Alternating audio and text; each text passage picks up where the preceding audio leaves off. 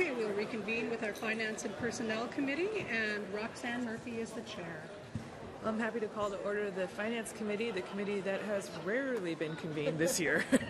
I am joined on this committee by Council Members Hamel and Lilliquist. We have one agenda item. It's results from Bellingham Police Department staffing study, and Chief Cook is here to take us along the way. Thank you. Well, good afternoon, Council. If you'll recall, back in late 2013, there was some discussion in the presentations by the department regarding how best to determine what the department's staffing levels should be. And in that discussion, we described the desire to move away from the old standard, which was a per thousand population standard, to a more data-driven process that was based on workload and the community policing model that this department operates under. We adopted a new process. It's called the Patrol Allocation Model, or PAM. That model is based on the desire to determine what level of staffing we need in order to attain a 50-50 split per hour between proactive and reactive patrol officer time. I think you're all aware of what reactive is. It's a response to 9/11 service calls. But the proactive side of the formula is difficult sometimes to clearly understand, and that generally entails those activities that allow our officers to not only interact with the community more frequently, but to develop neighborhood and citizen relationships that are positive, and provide our officers an opportunity to go beyond the normal level of service of merely answering a call, taking a report, and then going on to the next call. If you recall that in that presentation in 2014, we mentioned that the results of that study indicated that we were understaffed and that new resources needed to be added. I'll refer you to this next slide. This graph, very simple graph, is based on a linear regression formula to identify the number of officers in order to appropriately handle the number of tasks or job assignments they have in a given year while still allowing that 50-50 split.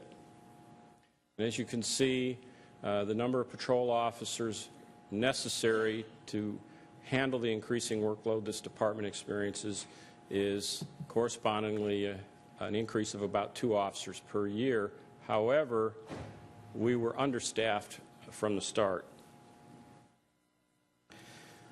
Based on these findings, these earlier findings in 2014, which was based on 5 years of previous data, through discussions with the mayor and the budget process, Mayor Linville supported the department by adding 9 total positions to the department, 5 of which were sworn police officers, 4 patrol officers, and a lieutenant's position. You might also recall that about that same time we did some changes at WATCOM, where we removed the lieutenant from that function and created a civilian deputy director, and the lieutenant came back to us. So we had to make some adjustments in our budget. But the primary message there is that we have a need and that it has been addressed. The mayor has made a concerted effort to address that need. Oops, sorry. What I want to now direct your attention to is our NIBRS theft rate. If you're familiar with our crime rate in this city, we have a relatively low violent crime rate. I think that's attributable to the focus of our officers as well as our detectives. They are focused on primarily on violent type crimes, family crimes, major crimes. This graph indicates to you what the current property crime rate for the city of Bellingham is compared to 5 comparable cities from which we did some further comparisons. That percentage figure in the blue bar for each city is an indication of how many detectives, or the percentage of detectives of the total number of officers in that department, are dedicated to the investigative function. And as you can see, we are the lowest on that graph.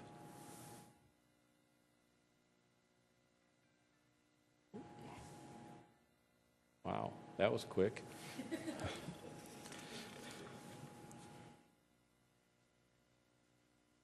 To give you some further insight as to what I'm trying to get to, and this is the other half of our staffing study, from the patrol side, we use the PAM model, which currently says we need 5 additional positions in patrol. The vast majority of our department on the other side of patrol service is the investigative function. Most of the work is, as I said, is on violent crime or crimes that are involving families, such as domestic violence.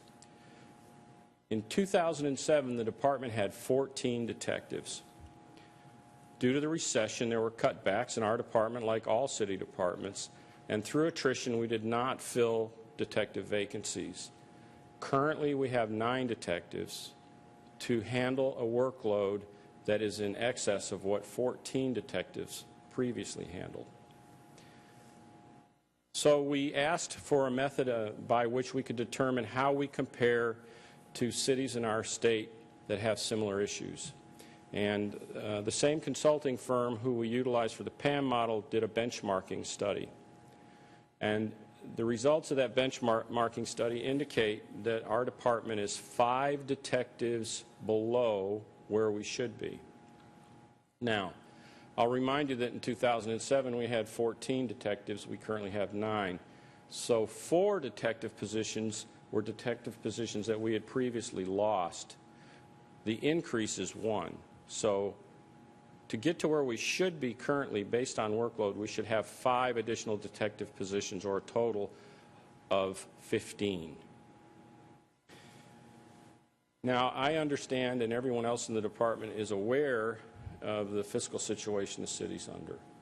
And as I mentioned earlier, the mayor has made attempts to help us remedy those shortages. But an increase of that number, a combined total of 10, is a substantial increase on an annual basis for the department, and a large commitment from the larger budget. The purpose of this presentation was to bring you up to date on where we are with patrol, but to also make you aware of other critical needs in the department in regards to staffing. I know that you're looking at a variety of different issues as a result of the budget process, and I also understand that funds are not available given our current revenue situation. However, I think it's important that you be aware of where the police department is situated in regards to staffing and, as a result, service. Particularly in regards to the detective position, that is the follow-up service to everything patrol does.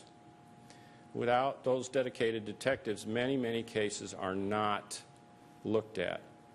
Frankly, the vast majority of our property crimes are not reviewed once the report is made unless we have an identified suspect.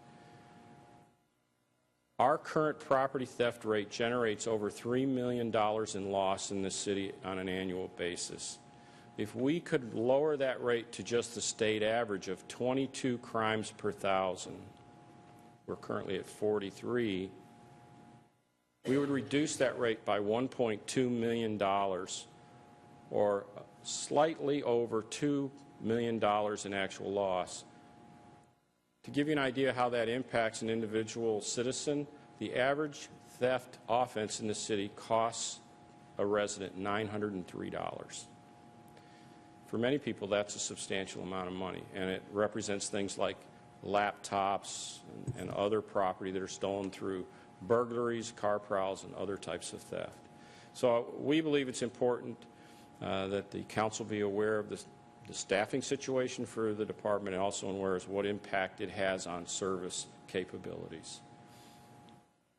And that's my presentation if you have any questions.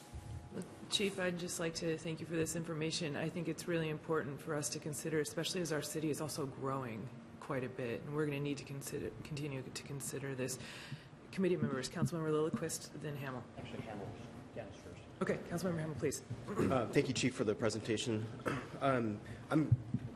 Your last slide there with the bar graphs had the 48.31%. I'm just wondering why is it so high? Well, you know, this is a multifaceted issue. It's not just simply a matter of crime, but it's a matter of what contributes to those crimes. And as is currently going on with the jail discussion, what's going on internally with the mayor's staff and the mayor's discussions with the county, we're trying to find ways to deal with those individuals that ordinarily we would place in jail. Our theft rate is primarily driven by the high percentage of individuals we have in our community that use crime as a means of generating income for drug addiction, alcohol addiction, and other behaviors. As I've said before, we can't arrest ourselves out of this situation. However, I think investigations, the concerted effort of detectives in combination with what our patrol officers can do in partnership with social service providers, we can have a reduction on that issue by reducing the level of addiction in the community, providing alternatives to jail. But the problem is we have to be able to identify who commits those crimes before we can even point them in the direction of services.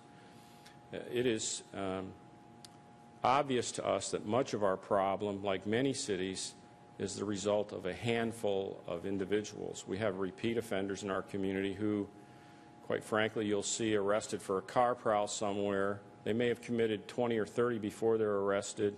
They go to jail. They might spend 2 or 3 days there. Their problem hasn't been remedied. Their need for funds, money is still there.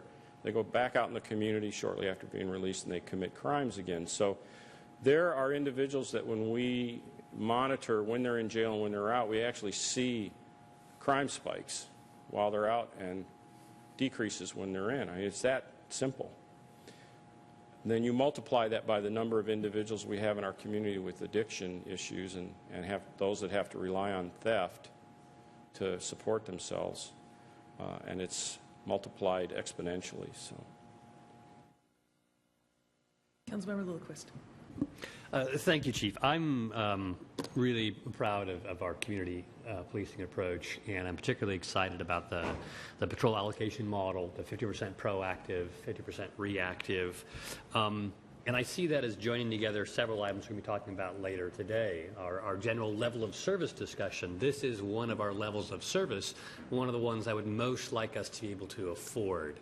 So we talk about other levels of service. This one here, to me, is one of the ones that I put at the top of the list that I would like to make. It's one of the, if we do indeed solve our long-term financial picture, this is one of the components I would like to be able to fund more fully at the allocation model. So I actually may bring up the police staffing levels again later in our discussion when we bring those items up. Thank you, Chief. welcome. Council President Vargas. Thank you, Chief, for this. I'm very supportive of us having more police enforcement. On Friday, Councilmember Hamel and I went and looked at a criminal camp, a homeless camp that was situated, and was explained about the repeat offense of this particular camp.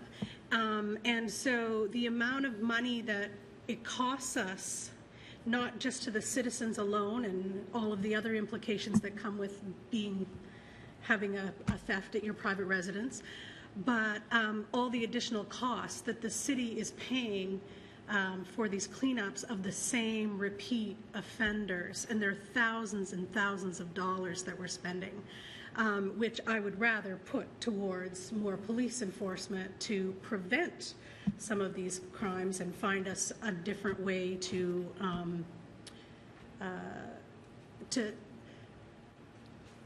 for incarceration for these measures, I guess, so that they are not as repeats. So I would much rather spend our money on enforcement than on cleanup for repeat offenders. The mayor and I had a discussion. I'm sorry, Mayor, did you want to? Okay. We had an interesting discussion last week, and it's difficult to have this discussion because we all tend to use the same term, homeless. And frankly, the people I'm talking about are not the homeless. Those that are truly homeless, people with young children, families, individuals who lost their jobs or through some catastrophe have lost their place of residence, are not necessarily the individuals committing these crimes. I'd prefer to use some other term. Maybe it's itinerant criminal, however you want to classify them. But we do have people living in our city who don't have permanent residence, who reside here and then prey on this community to support themselves. And they are in many camps. Unfortunately, sometimes they mingle with people who are homeless in camps.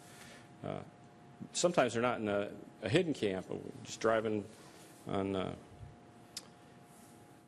road the other day, and there was a tent set up on the bridge, and I noticed what comprised probably 3 or 4 bicycles in different pieces next to that tent. I mean, it's an obvious sign of what's happening.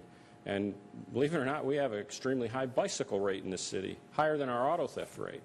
And you can't investigate those kind of crimes unless you have somebody focused on it. And I know that might sound kind of minimal in comparison to a home burglary, but cost of bicycles nowadays, the emphasis that we place on people commuting by bicycle, that's a horrendous problem for us, because how do you convince people they should ride when they can't rely on their bicycle being there when we get off of work or when they're done with their errands? So there's a lot of other things there. Mayor? Mayor Kelly, please. Yeah, I think this is a really good thing to bring forward, let the council know the progress we're making and what we still need to do. One of the things that I have agreed to with the chief is I have been committed to 2 FTEs a year to go into the police department to be used, as the police chief has said, where the greatest needs are. I don't see that commitment going away. And so there's going to be, until I'm, when I'm 80 and I'm done being mayor, you'll be staffed up, chief. But the point for me also is the other things that the chief mentioned. So people need a place to stay. People need alternatives. People need drug and alcohol treatment. The city is viewing this crime problem as not just what we're doing now, which is the chief described as kind of a catch someone and we release them to no service. We're looking at trying to stop and prevent it from happening either the first time or again. So when we look at our budget and we're looking at how do we meet the needs that the chief's talking about, what Dan and I are talking about, and Pinky and Jean at the jail task force, I mean, it's so complicated. We need to make sure that we're not putting all of our resources just into one place, but that we're trying to anticipate the unintended consequences of every decision that we make. And I think that police are doing a very good job of using their personnel the way they can. And I hope that we can get the preventative, reactive policing model in the next biennium. We're going to be really close. And still be able to move forward on the other deficits that the police department has. The other thing is, it is always the chief's prerogative to put the FTEs where he thinks they should be. Now, I, of course, right now want to get to that policing model that we've talked about, but there is some flexibility for the chief to look at that too. Now, I'm not asking him to do that, because I don't want to put you on the spot. Okay. Okay, he says. But I guess we're anticipating all the criminal justice needs and the social service needs that we have, and they are all going to affect each other. Councilmember Barker. Well, I agree. It's a multi-pronged approach. I was reading a fascinating study that discusses areas that are not integrated by social economic class areas, cities like Bellingham that have grown very segregated. And what they found are that we're in the areas of a high poverty concentration, males are less likely to graduate from school. Females are more likely to work, young females, and therefore we understand and know that young males are replacing work with situations like this. So we cause these in society, and I know that we placed some language inside the comprehensive plan about utilizing infill as an integration strategy to, I mean, these are issues that will just continue to grow. So I would hope that we'd, again, look at it from all perspectives, and I think we could help with that a lot just by making some simple changes in how we're growing. Council members, anything further? Well, I just want to thank the police department for all of the work that you do. I think the council joins me in thanking you for all of that work, and then also just the information that we need going forward. Thank you. Okay, end of committee.